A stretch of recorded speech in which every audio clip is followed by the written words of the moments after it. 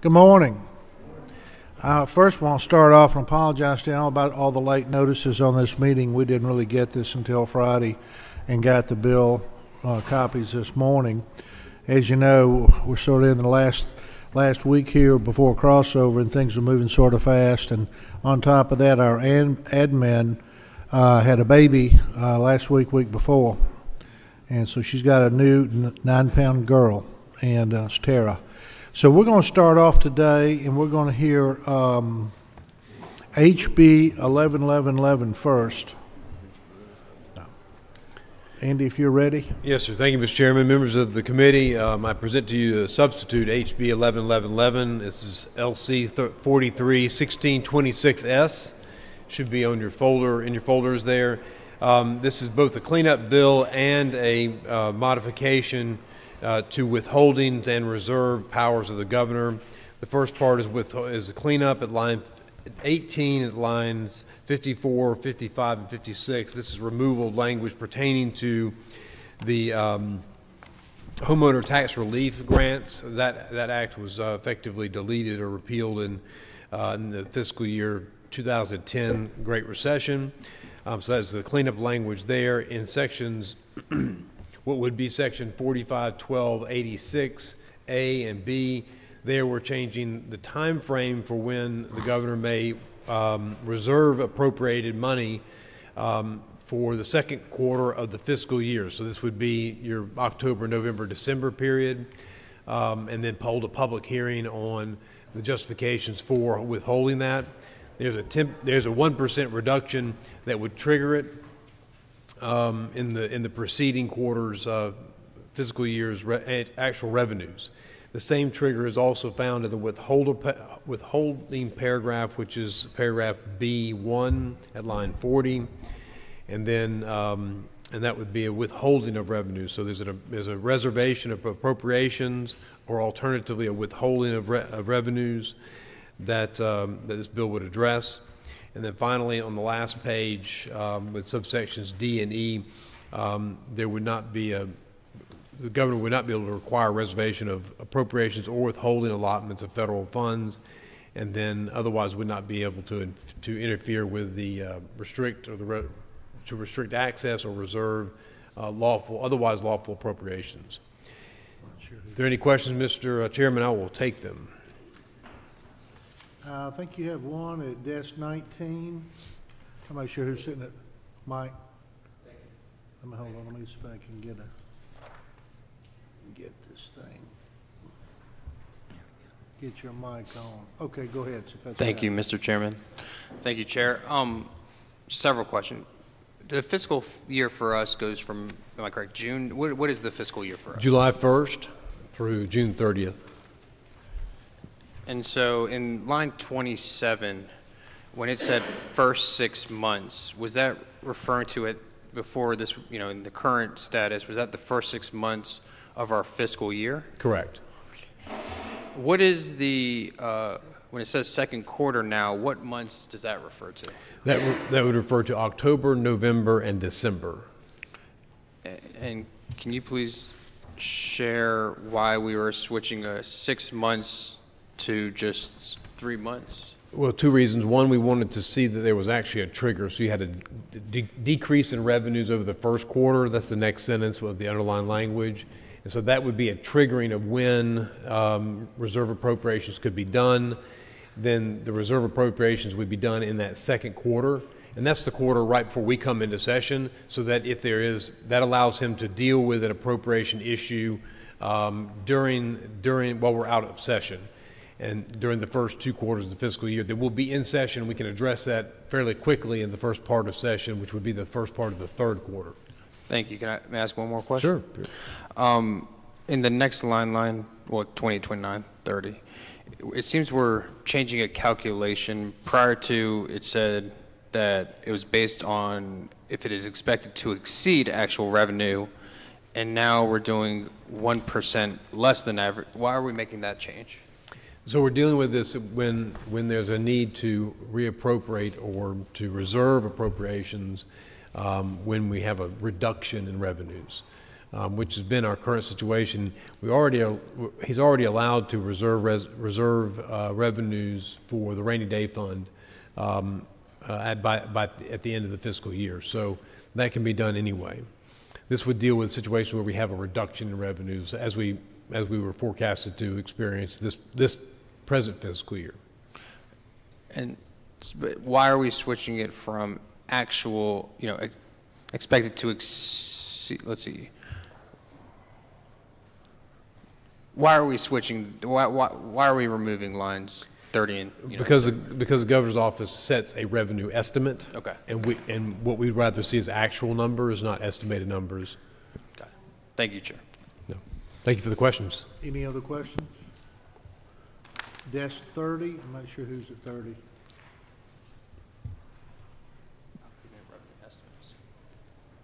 Go ahead.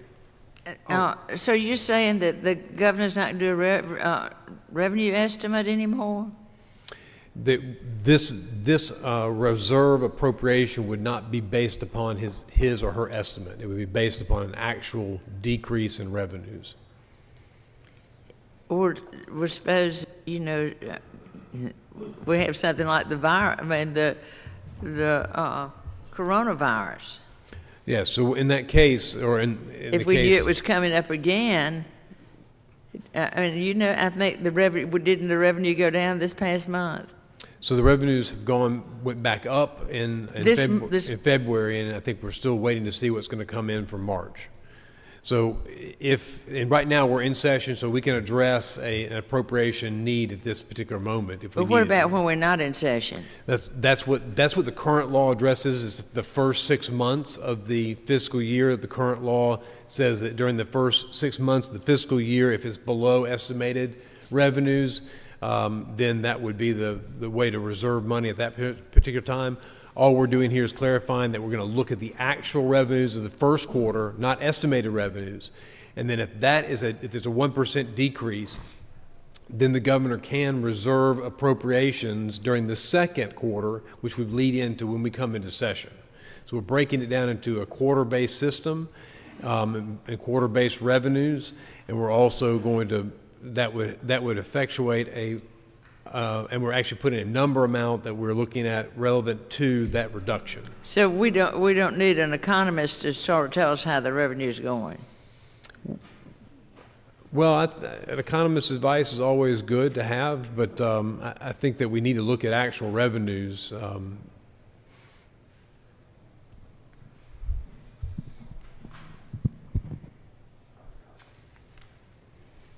Okay, I think we got desk 20. Representative Yellen. Thank you, Mr. Chairman. And just to help me with understanding on lines 63 and 64, when it's except as expressly provided in this part, the governor shall not interfere with, withhold, require the reservation of, or restrict access to lawful appropriations. That has absolutely no impact on his ability to do a line item veto. Is that correct? That is absolutely correct. The veto power is a constitutional power, and we can't pass by statute something that would override that authority. So the governor retains that, but when he's outside of his veto power, while we're not in session as the appropriating body under the Constitution, this would restrict the ability to appropriate while we're not in session. Okay. Thank you. Yes, ma'am. Seeing no further questions, do I hear a motion? Second. All those in favor say aye. All those opposed say nay. Congratulations. Thank you, Mr. Chairman. Thank you, members of the committee. Appreciate the questions. Next up is Representative Perkle with HB 1112. Representative Perkle, if you'll go ahead. Thank you so much. Mr. Chairman, members of the committee, thank you. I bring to you HB 1112, LC 43-1627S. This is actually, it modernizes portions of the Budget Accountability and Planning Act of 1993 and institutes just some good practice and some common sense additions to our code. And I'm going to just walk through it through Section 1 Sort of figure that out. establishes the State Council of Economic Advisors. It'll be a 5-member board chaired by the governor's chief economist. There'll be 3 members chosen by the Just governor. last Economists name are is those good. that have experience with state revenues. There'll be 1 appointed by the Speaker, 1 by the Senate. They'll meet quarterly and establish a range of anticipated revenue. The governor sets revenue estimate within the approved ranges. Does not change the way it is now. This practice is called consensus forecasting and it is the best practices that's used by 9 of the 10 AAA states that issue debt. Does not take away the governor's ability, his exclusive ability to set the revenue estimate. It just falls within the ranges that are set by the additional eyeballs that are looking at this. So sections 2 through 7 are transparency pieces. This is these next 6 sections are just good policy. It provides for the simultaneous electronic delivery of each budget unit's annual budget requests and the supporting documents to the House and the Senate budget offices. We will get that in addition to OPB, who gets that now. This would include word program changes and changes in allotments, and also the notice of intention to reserve funds, which does happen quite often. The House and Senate Budget Office will review these documents for conformity to the agency work plans and may refer them to Legislative Services Committee. Basically, we just want more information. You can't manage that you don't know. And when you just submit those documents to OPB, just give us a heads up and send the documents to us. Section 8, it repeals a code section. I know we all like to repeal code sections. This was from 1991, the Williams Commission, the first year of Governor Miller's governorship.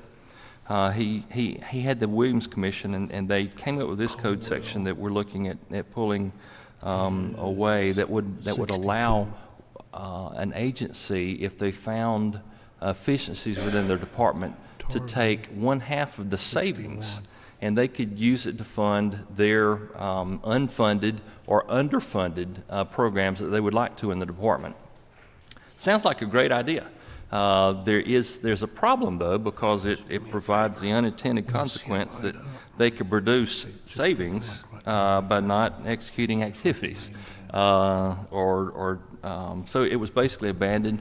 Of the 30 years, almost 30 years since this code has been on the books, it's not been used. It's been used 1 time, but that was in the first part of 1991. The recession continued, and there were more budget cuts, and it was never taken effect. The balance of this bill, so in sections 9, adds the Georgia Technology Authority under the definition of state authorities. As you recall, looking through the budget items, Georgia Technology and GETS is included many times in the budget. They do a tremendous job with being that technical liaison between state agencies and the technical sector. They also provide counsel regarding the Georgia Cyber Center in Augusta. And lastly,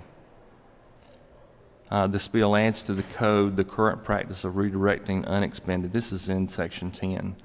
Unexpended bond funds within the agency by a vote of the Georgia State Financing and Investment Commission, but it puts a cap at $2 million. As you recall, when Chairman England went through the budget this time, there was an $11 million a request to redirect funds, and those funds was the bonds were appropriated for Gwinnett County, the Department of Juvenile Justice, and there was an issue with procuring the land, and they wanted to redirect.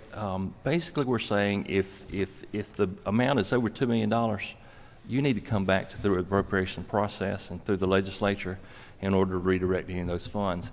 This is a great practice that we do. For instance, if public safety looks, they have a bond package, and these bonds are written fairly broadly. and we need a new helicopter for public safety.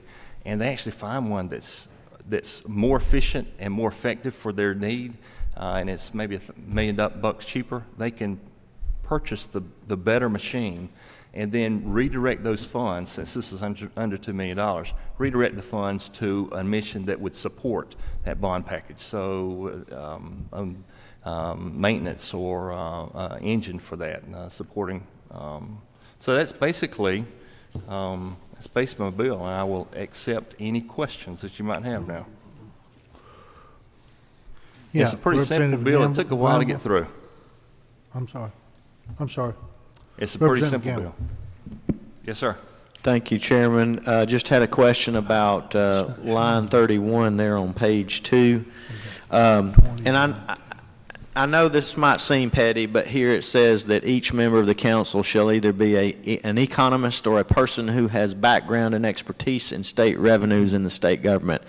That last part is the only thing that I guess I would ask you. When we say that, who do we mean? I mean, obviously, we know that Chairman England is an expert on the budget. And well, he is an expert, and he is not. Budget directors, but I guess that just seems a little wide open how that's worded there. Well, that way that, and it's true that we love, as an economist, I love economists. But if you have broad experience and expertise, I heard that.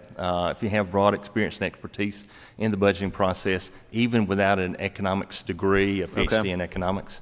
So we're thinking like an agency budget director or someone that's maybe Yes. on the appropriations committee that has budget experience. Vast experience, yes, sir. Okay. And then the last question I had, Mr. Chairman, if I can ask one more, back at the back of the bill on line 203, the commission. Make sure that I understand is it it's not the council we're talking about at the beginning of the bill. This is a separate commission that's involved with reviewing the budget differences on an annual basis, right? That is correct. So this commission is the Georgia State Financing and Investment Commission. Okay. Yes. All right. Thank you.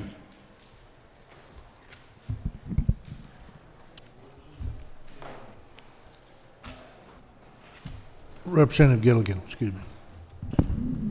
Thank you, Mr. Chairman, and thank you, Representative Perkle. I have a question. Do you have a copy by any chance of the original House Bill 1112 LC 43-1603? Yes, I do. Okay, so in that section 1, that was encouraging state agencies to identify and implement cost-saving measures.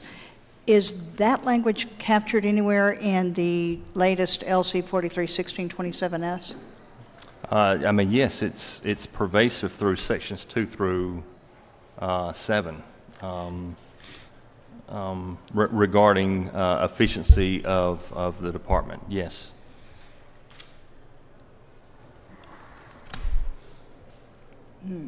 Okay.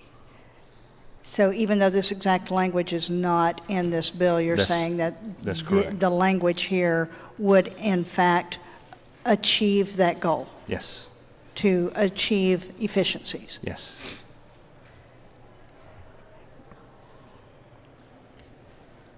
I may have further questions, but I don't at this moment. I have to apologize. I did not have this legislation in front of me before now, and I'm trying to digest very quickly.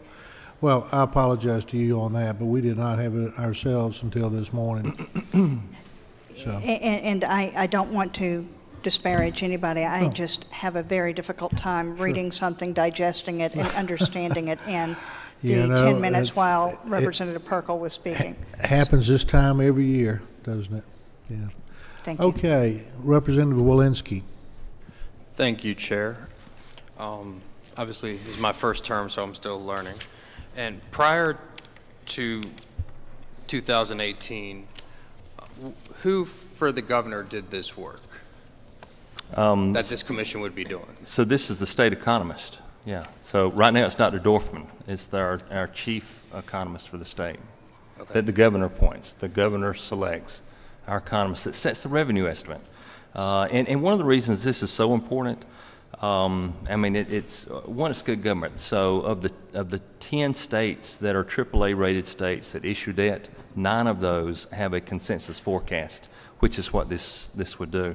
The Volcker Enterprise Alliance has an annual state budget report card, ranks Georgia for best practices, ranks Georgia as an A or B in all of them, except for revenue forecasting.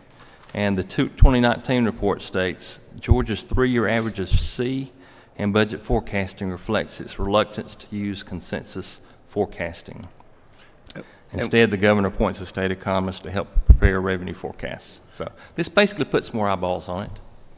When you say consensus forecast, do you mean by adding a commission, there's a consensus among the commission, or what makes this a consensus forecast? Well, so it's more than one person. So a consensus is where several people, well, you're a lawyer, you know what consensus is, but there's several people that will come together, and they'll come up with a range of, okay, this is what we anticipate the range of our revenue estimate to be. The governor then will choose. Right now, he just uses the state economist to choose what the revenue is going to be.